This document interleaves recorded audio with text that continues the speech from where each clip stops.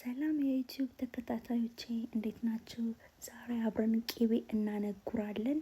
እዚህ ጋር 2 ኪሎ ቅቤ ነበረ ያደረኩት። በትንሽዬ እሳት አቅልጬው አብሽ ትንሽ አድርጌበት አማሰልኩት። አረፋው ከላይ ትክትክ እያለ ነው ወደ ላይ እየወጣ ያያችሁት። በጣም ቀልጧል፣ ቆንጆ ሆኖ ቀልጧል።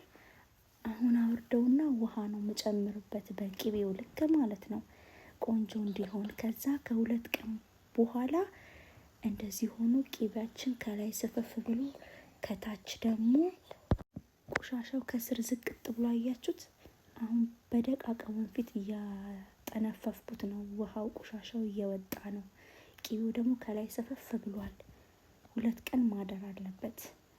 አያችሁት፣ ጽድት ብሎ ቆሻሻው ወጥቶ ቅቤው ደግሞ ቆንጆ ሆኗል። እዩት ቆሻሻውን እንዴት አይነት ብዙ ቆሻሻ እንደያዘ እና እየለየሁት ነው ወደ ንጹህ ድስት እና ያያችሁት በጣም ፍርፍር ብሎ አሸዋ ሆኖ የሚያምር ቅቤ ነው የሚሆነው። አብረን እናነጥራለን።